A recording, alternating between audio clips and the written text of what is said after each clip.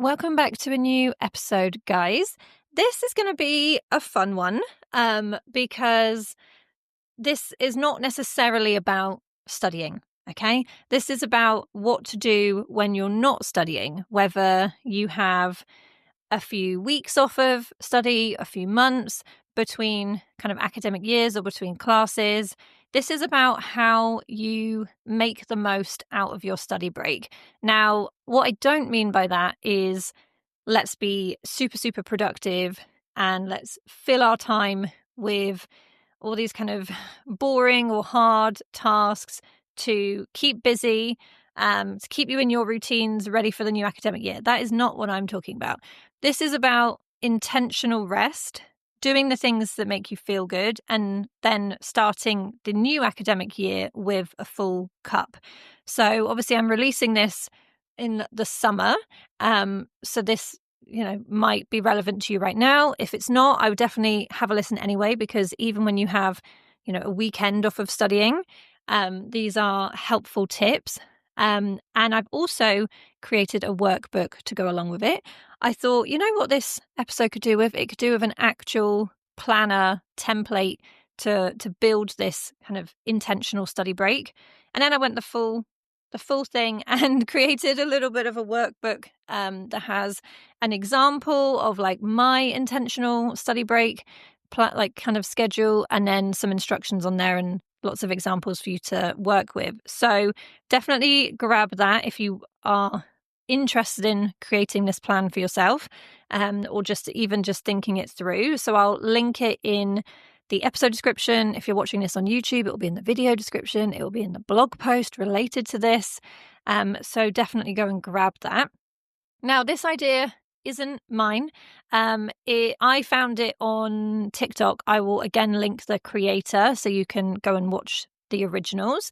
But I've seen videos like this over the years, and I was reflecting, and I think actually I used to do this when I was a kid. So in primary school, I used to see the summer holidays, like in the UK, that was about 6 weeks.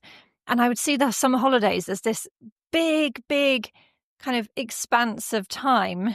And that was really exciting. But I also knew that like it would just go by in a flash. And then suddenly there's a few days left before we went back to school. And sometimes I hadn't done the things I wanted to do. Again, not necessarily productivity related things, but like I hadn't, like, I don't know, gone on an adventure on my bike, which I wanted to do, or whatever it was then. And so I do have memories of sometimes creating these little schedules for myself of like, so I'm going to watch TV at this time, and then I'm going to have lunch at this time, and then I'm going to play in the garden at this time. And so this is this kind of idea of intentional rest is just as important as intentional studying. And so while this is an episode that's going to help you make the most out of your study break, I also think that it's building effective habits and a kind of efficient like perspective, or an effective perspective on how to make the best use of your study time as well. So this is all kind of going to flow in and help kind of when it comes to starting up your next little bit of studying. Now, the thing that's interesting here is the difference, I guess, between definitely the UK context and the US. And I'm sure you're kind of, if you're based in other countries than that, then you can think which one your university experience more closely relates to. So in the UK, you tend to pick a subject, right, for your degree, and you study that subject the whole way through. So all of your classes are kind of along that same realm. Like there might be a little bit of difference. You might have an amount of credits that you can use for other courses or other classes, but not really. Whereas in the US, it seems like it's more likely that you take a variety of classes of all different subjects if you want, and then you hone in your focus kind of as you go through your degree. So this idea of like having lots of different classes on your schedule, I think that's the kind of vibe that I'm going for here. Now, okay, why does this matter? Why should you be intentional about your study break? Like, you may be thinking, Chloe, I don't even want to think about studying. I literally just want to put my laptop away, like not even use my desk for the next few months, not do a single productive thing. I want to just like rot on the sofa or whatever. I just want to hang out with my family. And yeah, that is A-okay. Like, you do you. But I think there's some nuance to this here. The first point is that this time gap, I think, could benefit from some intention. So if you were studying during your academic year for 10 hours a week, 20 hours a week, 30 hours a week, that time is now free, right? Now, without intention, that time often gets filled with other things. You know, maybe it's doom scrolling, maybe it's just sitting on the sofa thinking about what to do. And I definitely noticed this, like when I've had recently like a whole Saturday to myself with no plans. It's almost like there are so many options that I can't even consider like what I could do. This kind of decision paralysis, right? It can be overwhelming, and there are times when I'm like, right, I've got this Saturday free. I'm going to be productive. Oh no, wait, I'm also going to like really rest because I need to do that. Like, I need to have a few hours where I'm really like just on the sofa reading, or maybe I could go to the cinema because I quite like doing that by myself, or I could go for a walk, or I could meet up with some friends, or I could declutter and sort out my wardrobe. Like, there's suddenly all of these options that I don't know about you, but I end up kind of not doing anything sometimes. Like, I end up not really relaxing because the time I spend on the sofa is me fretting a little bit about, should I be doing something better with my time? And then the time when I am doing something, I feel a bit like, oh, maybe I should be resting right now. And I think that's kind of shows up in other areas of your life. I don't know about you, but if I drive into an empty car park, there's so much choice. Like, where am I going to park when it's completely empty? Whereas if there was, 50% full of cars, you would immediately just slot into a space. You would pick it. So this idea that if we can plan even lightly, we can reduce indecision and increase our fulfillment, because free time without direction, it kind of fills itself, and not always in ways that leave you feeling good. I know for me, like, the doom scrolling is real, or I will just kind of start watching a series on Netflix, and because I haven't thought about what I'm going to do after I'm watching TV, I end up just watching like multiple episodes. And for me personally, that's not really replenishing. For you, maybe it is. And so then I end up just feeling like, ugh, like icky after, or I find myself like watching TV, but I'm a bit bored, so I'm scrolling on my phone as well. And we all know that doesn't feel good. So then there's another part to this, that future you deserves to feel nourished, right? Studying as an adult is hard alongside a billion other responsibilities. And so what we want to do is get to when you start studying again and you feel resourced, right? You feel like, yeah, I filled my cup with all of the things that are important to me, rather than, oh my God, the summer just went by in a flash and I don't really feel like I've paid attention to those other parts of myself. And that can mean that when you do start studying again, if you've not been very intentional with your study break, you might feel this resentment when you start to study, and you might find it harder to get back into the rhythm of studying. If like suddenly, oh my God, my free time is now taken up by studying again. And so my hypothesis is that an intentional study break means that you have attended to those parts of yourself, and then, yeah, it's still going to be, tricky when you come back to studying, because you have got to switch out some of those activities for studying instead. But I think it will feel a bit easier. And so this is about showing up for your own well-being in small, creative, joyful ways, maybe doing some of the things that you've been putting off or not had time for, and that future you is going to thank you for.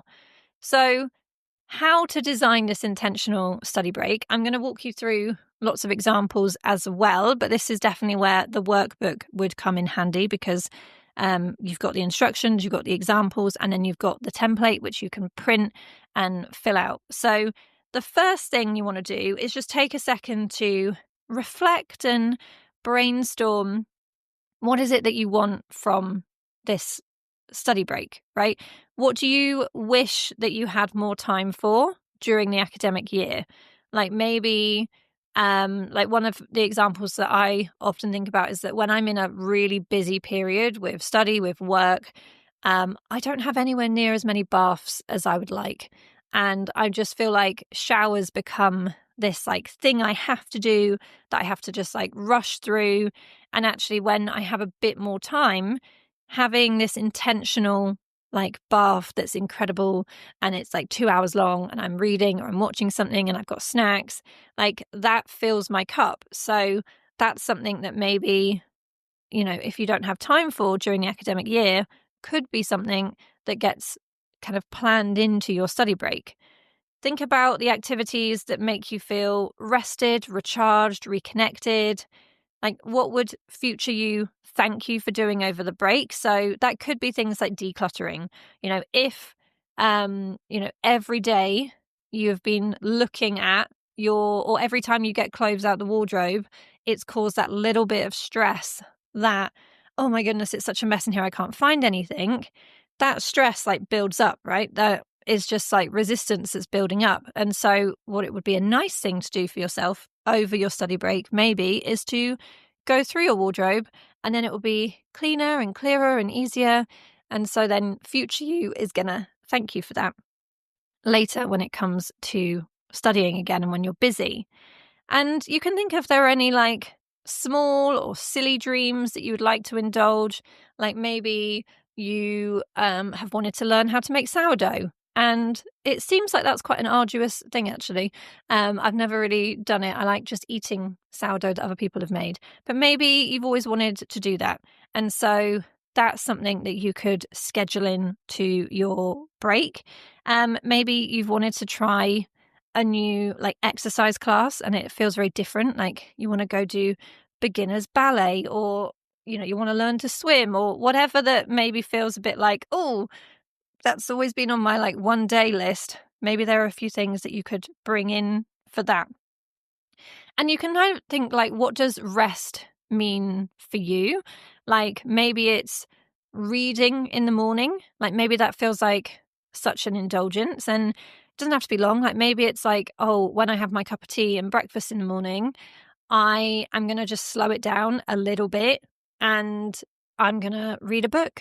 Or maybe it's going for more walks that are without the sensory overload. So without listening to music or podcasts, right? You're going to go for more walks like that.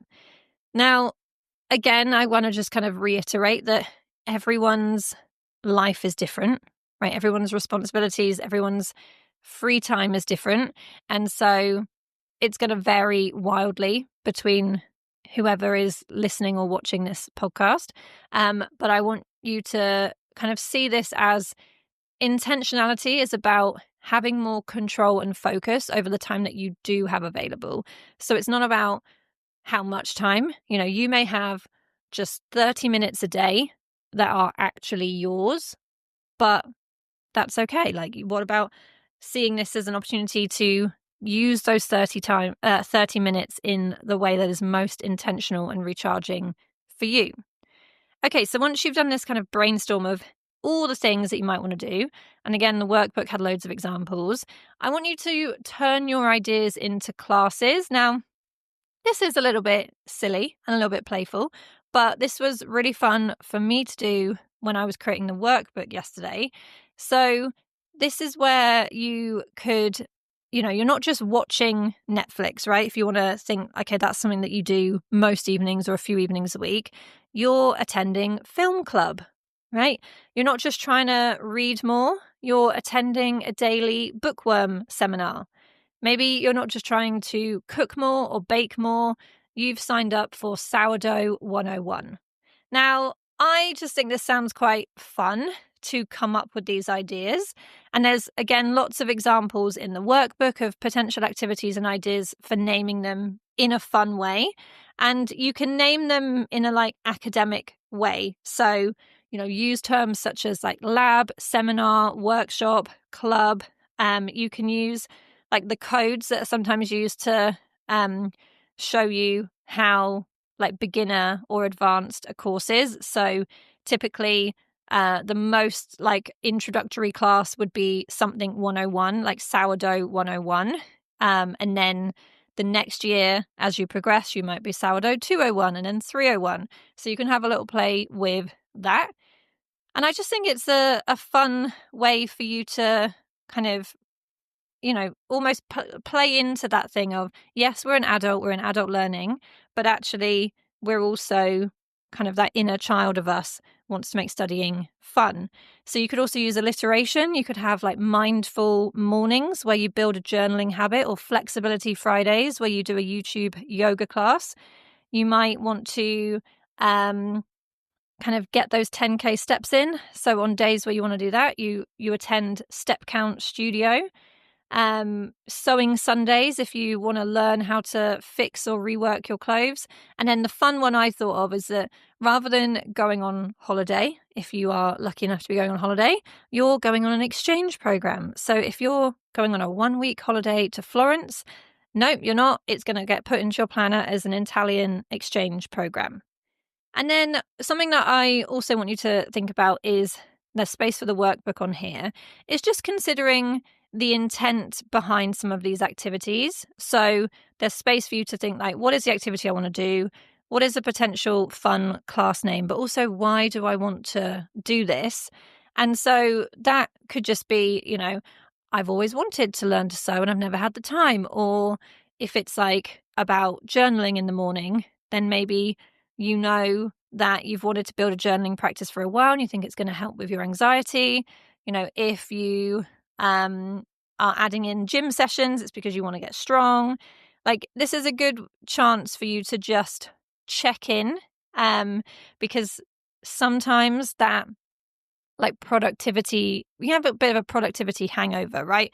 Of like, everything I do has to be productive and there has to be this big kind of goal-centered reason for it. And I think some of those things will be potentially on your schedule. If there are things you want to work on, like maybe you want to build out your CV and start applying for more jobs. Maybe you want to do some research into like master's programs. But this is also a point to kind of lean in to the sides of you that are looking for more rest or connection or recharging, right? So the next thing you do is build out this weekly plan. So how I've kind of recommended it, I've made a blank one in the workbook where you have space per day to map this out. And I'd probably suggest that you print one of these per week that you have available. So, if you've got 8 weeks off of studying, you might print 8 of these, or you might just do them for the weeks where, you really want to be intentional about your time. And then I've come up with an example one so you can kind of see it for me and what it looks like.